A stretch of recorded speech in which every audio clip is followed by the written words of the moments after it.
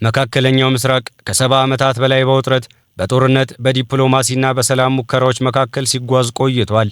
በተለይም በጋዛ የሚካሄደው ግጭት የአካባቢን ደህንነት ብቻ ሳይሆን የዓለምን አቀፍ ፖለቲካ፣ የኢኮኖሚ ግንኙነቶችና የሰብአዊ መብት ውይይቶችን በእጅጉ የሚነካ ጉዳይ ሆኗል። በቅርቡ የአሜሪካ ፕሬዝዳንት ዶናልድ ትራምፕ በማህበራዊ ሚዲያ ገጻቸው ያወጡት መግለጫ በክልሉ ላይ እንደገና ትኩረት እንዲመለስ አድርጓል።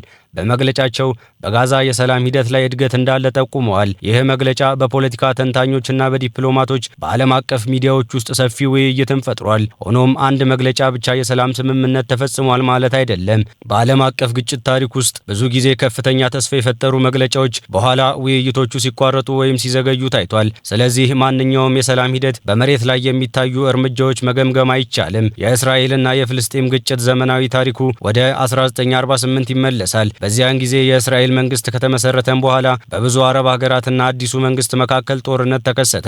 በዚህ ግጭት 100,000 የሚቆጠሩ ፍልስጤማውያን ከመኖሪያቸው ተፈናቀሉ። ይህ ክስተት በአረብኛ ናክባ በመባል ይታወቃል። በ1967 በተካሄደው የ6 ቀናት ጦርነት እስራኤል ጋዛ፣ ዌስት ባንክ እና ሌሎች ግዛቶችን ተቆጣጠረች። ይህ የአካባቢውን ፖለቲካ ለዘመናት ቀይሮታል። በ1987 የመጀመሪያው ኢንቲፋዳ ተጀመረ።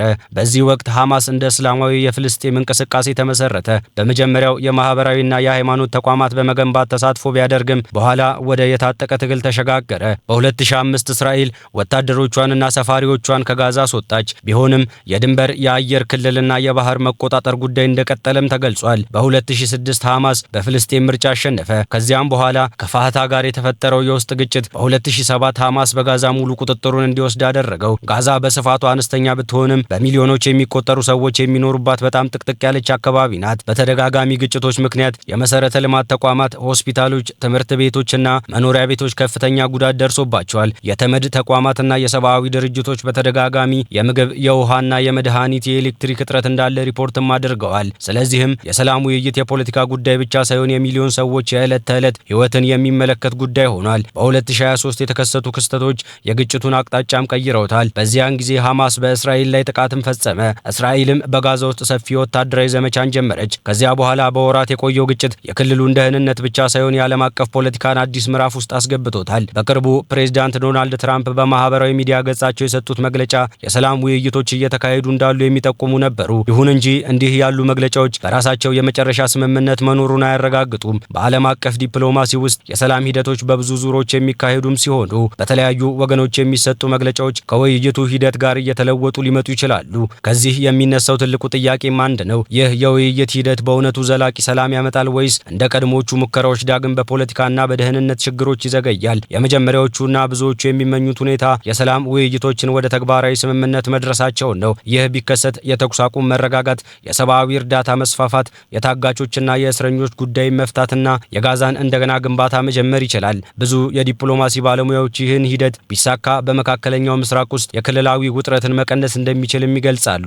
ነገር ግን ይህ ስኬት በተጋጩ ወገኖች ቃላቸውን በተግባር ሲፈጽሙ ብቻ ሊረጋገጥ ይችላል። በታሪክ ውስጥ ብዙ ጊዜ የተኩስ አቁም ስምምነቶች ተፈርመው በኋላ በፖለቲካዊ አለመግባባቶች ወይንም በደህንነት ጉዳዮች ምክንያት ሂደቱ ተቋርጧል። ይህ እንደገና ቢደገም ጊዜያዊ እረፍት ሊኖር ቢችልም ዘላቂ መፍትሄ ላይ ደርስ ይችላል። የሰብአዊ ሁኔታ እንደገና ሊባባስ ይችላል። በጣም የማይፈለገው ሁኔታ ውይይቶቹ መቋረጣቸውና ግጭቱ እንደገና መባባሱ ነው። እንዲህ ከሆነ የሰብአዊ ቀውሱ የበለጠ ሊጨምር፣ የክልሉ ውጥረትም ወደ ሌሎች አካባቢዎች ሊስፋፋ ይችላል። መካከለኛው ምስራቅ ለዓለም የሀያላን ገበያ አስፈላጊ ክልል ነው። በክልሉ የሚፈጠረው ማንኛውም ከፍተኛ ግጭት በነዳጅ ዋጋ ላይ፣ በመርከብ ትራንስፖርት፣ በንግድ መስመሮችና በዓለም አቀፍ ገበያዎች ላይ ተጽዕኖ ሊያሳድር ይችላል። የሰላም ሂደት እድገት ቢኖርም የኢንቨስትመንት መተማመን ሊጨምር ይችላል። ተቃራኒው ሁኔታ ግን የንግድና የፋይናንስ ገበያዎች ላይ አሉታዊ ተጽዕኖ ሊፈጥርም ይችላል።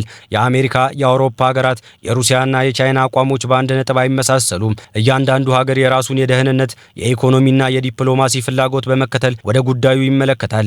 ይህ የዓለም ሀያላን ፉክክር አንዳንድ ጊዜ የሰላም ሂደቱን ሊያዘገይ ቢችልም በሌላ በኩል ውስብስብ ሊያደርገው ይችላል። ግጭቱ ከቆመ በኋላ የሚጀመረው ትልቁ ስራ የውሃና የኤሌክትሪክ መሰረተ ልማቶችን እንደገና መገንባት የሚፈልግ በረጅም ጊዜ የሚቆይ ሂደትም ነው። የልማት ኢኮኖሚስቶች እንደሚያስረዱት የመሰረተ ልማት ልማት መልሶ ግንባታ ብቻ አይበቃም። ስራ ፈጠራ፣ ትምህርት፣ የጤና አገልግሎትና ተቃዋሚ መረጋጋትንም አብሮ ሊጠናከሩ ይገባል። የጋዛ የሰላም ሂደት በብዙዎች ምክንያት የሚወሰንም ነው። የዲፕሎማሲ ጥረቶች፣ የክልሉ ፖለቲካ፣ የደህንነት ስጋቶችና የሰብአዊ ሁኔታዎችን በአንድነት የመጨረሻ ውሳኔ ይወሰናሉ። የሰላም ሂደቱ ዘላቂ ስኬት የሚያገኘው በመግለጫዎች ሳይሆን በተግባራዊ እርምጃና በረጅም ጊዜ መተማመን ሲገነባ ነው። ዩናይትድ ስቴትስ በእስራኤልና ፍልስጤም ግጭት ውስጥ ለብዙ ዓመታት ቁልፍ ተዋናይ ሆና ቆይታለች። የአሜሪካ መንግስት በተለያዩ ዘመናት የሰላም ድርድሮችን ለማስተባበር የዲፕሎማሲ ግፊት ለማድረግና የክልሉን መረጋጋት ለማስጠበቅ ሞክሯል። የትራምፕ መግለጫም በዚህ ሰፊ የዲፕሎማሲ አውድ ውስጥ ሊታይ ይገባል።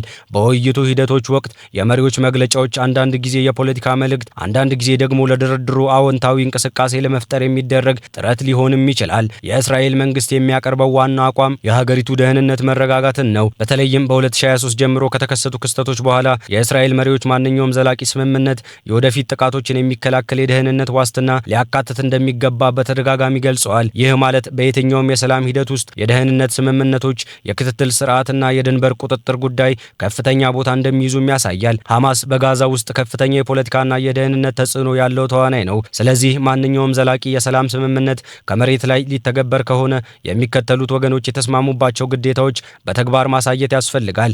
የግጭት አፈታት ባለሙያዎች የሚጠቁሙት አንድ ነገር አለ።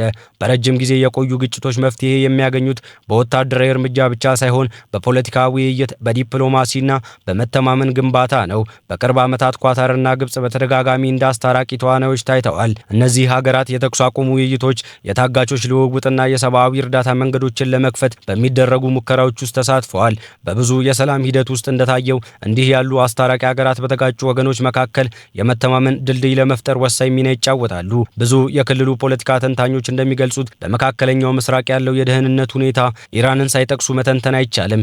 ኢራን፣ እስራኤል፣ አሜሪካና ሌሎችም የክልሉ ሀገራት መካከል ያለው ግንኙነት በጋዛ ውስጥ በሚደረጉ የሰላም ጥረቶች ላይ ተጽዕኖ ሊያሳድሩ ይችላሉ። የሰላም ሂደቱ እውነተኛ ስኬት የሚለካው በፖለቲካ መግለጫዎች ብቻ አይደለም። በመሬት ላይ ያሉ ሰዎች የሚያገኙት የምግብ፣ የውሃ፣ የሕክምናና የመጠለያ አገልግሎት መሻሻል በጣም ወሳኝ መለኪያ ነው። ብዙ የዓለም አቀፍ ግንኙነት ምሁራን የሚስማሙበት ጉዳይ አንድ ነው። የሰላም ስምምነት ከመፈረም ይልቅ እሱን በተግባር ማስፈጸም እጅግ አስቸጋሪ ነው። ይህ ሁሉ ከሌለ ማንኛውም ስምምነት ለአጭር ጊዜ ብቻ ውጤታማ ሊሆን እንደሚችል ይጠቁማሉ። የትራምፕ መግለጫ የዲፕሎማሲ እንቅስቃሴ እንዳለ ሊያመለክት ቢችልም የጋዛ የሰላም ሂደት ስኬታማ መሆኑን የሚወሰነው በመሬት ላይ የሚታዩ ውጤቶች፣ የወገኖች ትብብርና የዓለም አቀፍ ድጋፎች ናቸው።